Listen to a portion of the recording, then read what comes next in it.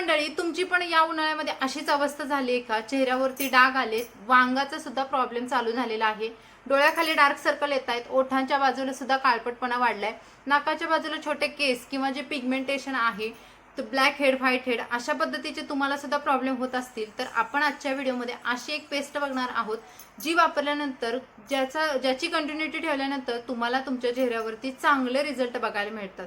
आता अशा पद्धतीच्या होम रेमेडीज आपल्या चॅनलवरती भरपूर प्रमाणात असतात आणि त्याचा तुम्हाला बऱ्या प्रमाणात फायदा होतोय अशा खूप मैत्रिणींच्या कमेंट्स सुद्धा येत आहेत। तर तुम्ही ही होम रेमेडी नक्की ट्राय करा आणि मग बघा तुमच्या चेहऱ्यावरती कसे जादू होते, चेहऱ्यावरचे प्रॉब्लेम हळूहळू गायब व्हायला लागतात। फक्त तुम्हाला एक करायचं आहे की तुम्हाला याच्यामध्ये कंटिन्युटी ठेवायची आहे। तुमचे प्रॉब्लेम जास्त जुने असतील तरी सुद्धा ते जायला सुद्धा तेवढाच वेळ घेतात। माझ्या चेहऱ्यावरती असे भरपूर सारे प्रॉब्लेम होते आणि त्याच्याबद्दल मी ज्या होम रेमेडी केलेल्या आहेत त्यामुळे मला खूप छान प्रकारे रिझल्ट भेटलेला आहे। आता मी गावी असल्यामुळे भरपूर प्रखर उन्हामुळे माझ्या चेहऱ्यावरती परत ते प्रॉब्लेम यायला लागलेला आहे। तर म्हटलं चला ही होम रेमेडी आहे तुमच्यासोबत शेअर करावी।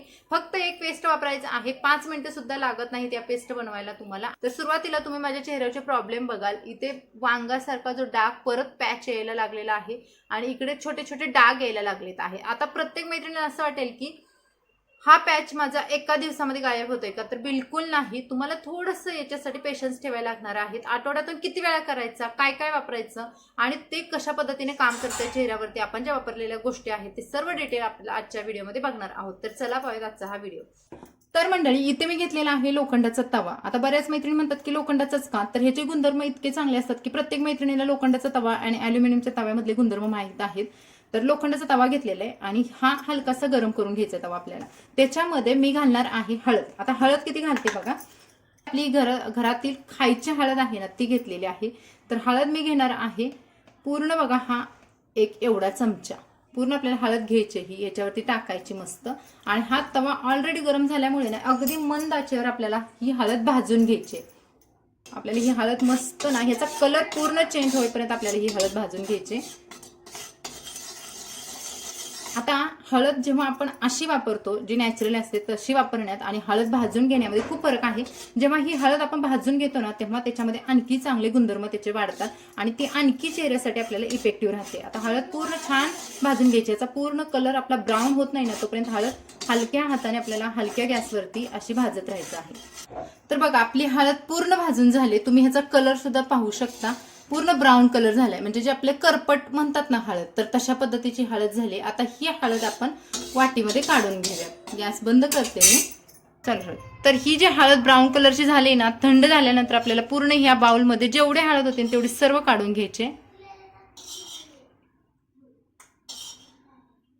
तर आपण ही जी हळद घेतलेली आहे ना, आता याच्यामध्ये मी ऍड करणार आहे अर्धा चमचा मसूरच्या डाळीचं पीठ। आता हे पीठ मी ऑलरेडी मिक्सरला बारीक करून ह्याची जी पूड आहे ती मी बनवली होती। मिक्सरला बारीक करून हे आहे ते पूर्ण चाळणीने छान प्रकारे चाळून घेतलेलं आहे आणि ह्याच्यातला अर्धा चमचा आपल्याला मसूरच्या डाळीचं पीठ ऍड करायचं आहे। तर मी त्याच्यामध्ये ऍड करणार आहे 1 चम्मच दूध।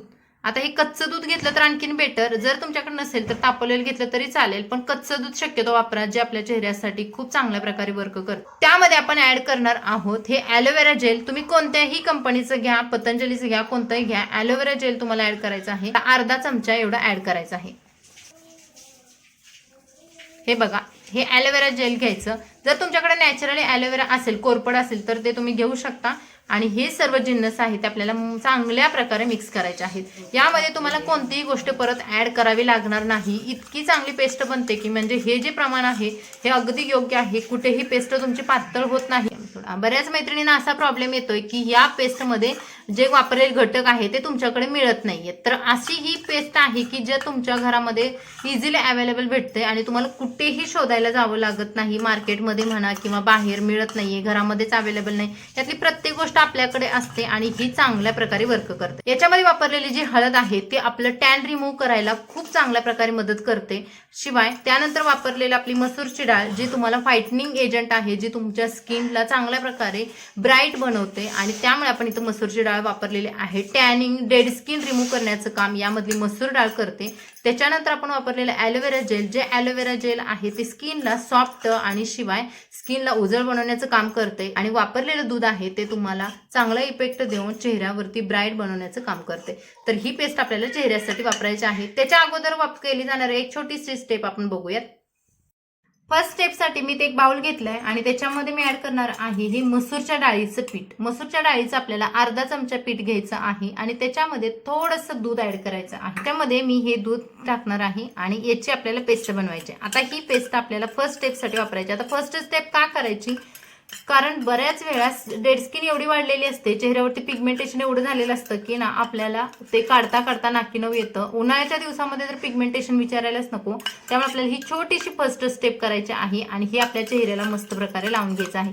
बऱ्याच मैत्रिणी उन्हामध्ये काम करतात, उन्हामध्ये जॉब करतात, त्यांच्या चेहऱ्यावरती टॅनिंग हे येतं आणि त्यामुळे त्यांना प्रश्न पडतो की मी नेमकं काय वापरू. भरपूर कॉस्मेटिक वापरलेलं असतं, भरपूर प्रमाणात आपण पैसे खर्च केलेले असतात आणि त्याच्यानंतर आपल्याला रिझल्ट जर मिळत नसेल, त्यामुळे आपली जी चिडचिड होते किंवा जे आपल्या मनाचं समाधान होत नाही ना, त्या प्रॉब्लेमला भरपूर मैत्रिणी फेस करत असतात. त्यामुळे तुम्ही हे घरगुती होम रेमेडी खरंच ट्राय करा. जसं तुम्ही कराल तसे तसे तुम्हाला त्याचे रिझल्ट मिळत जातात. आपण फेस वॉश ज्या पद्धतीने वापरतो ना, त्या पद्धतीने तुम्हाला हे चेहऱ्यावरती अप्लाय करायचं आहे आणि मस्त प्रकारे यानेच तुम्हाला मसाज करायचे आहे.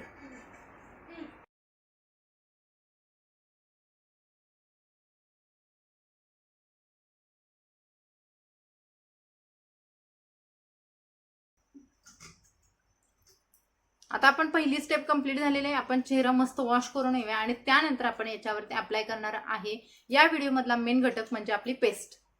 तर चेहरा छान मस्त वॉश केल्यानंतर आपल्याला एकदम मऊ छान मस्त वाटतं की जेणेकरून आपण चेहऱ्यावरची जी डर्ट आहे, घाण आहे ती काढल्याचा जो फील आहे तो आपल्याला येतोय. मी ही पेस्ट अप्लाय करते आणि याचेच आपल्याला रिझल्ट अप्रतिम भेटत आहेत. तुम्ही स्पूनने पेस्ट लावा, कशानेही लावा, हाताने लावा, पण ह्याचा इफेक्ट जो मिळणार आहे ना तर तो खूप छान भेटतो आपल्याला.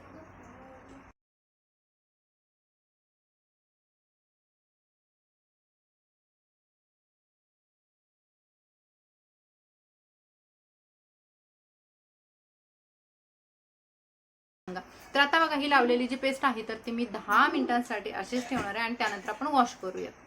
10 मिनिटानंतर आपला फेस पॅक पूर्ण सुकतो आणि त्यानंतर तुम्ही बघाल चेहऱ्यावरती मी हा ओला कपडा घेतलेला आहे आणि त्यांनी आपला चेहरा पूर्ण पुसून घ्यायचा. आता पुसल्यानंतर तुम्ही त्याच्या खालचा ग्लो आणि त्याच्या खालचा उजळपणा बघाल. काय होतं की कपड्याने पुसून घेताना पूर्ण आपली ती जी लावलेली पेस्ट आहे तर ती निघत नाही. तर तुम्ही थंड पाण्याने मस्त प्रकारे वेळ घेऊन वॉश करा आणि त्यानंतर हा रिझल्ट बघा. आणि हा बघाल तुम्ही नॅचरली ग्लो आणि उजळपणा. याच्यावरती कोणताही मॉइश्चरायझर, कोणताही सनक्रीम लावलेलं नाही. हा ओरिजिनल चेहरा आहे. चेहऱ्याला थोडासा फ्लफीनेस सुद्धा येतो. तर आजच्या व्हिडिओमध्ये ज्या मैत्रिणींचे स्किनशी रिलेटेड प्रॉब्लेम होते तर ते आपण सॉल्व्ह करण्याचा प्रयत्न केलेला आहे. हा व्हिडिओ तुम्हाला कसा वाटला कमेंट्समध्ये नक्की सांगा. मैत्रिणींना शेअर करा आणि व्हिडिओला लाईक करायला विसरू नका. तर चला भेटू आपण अशाच नवनवीन व्हिडिओसोबत. मस्त रहा. Bye bye.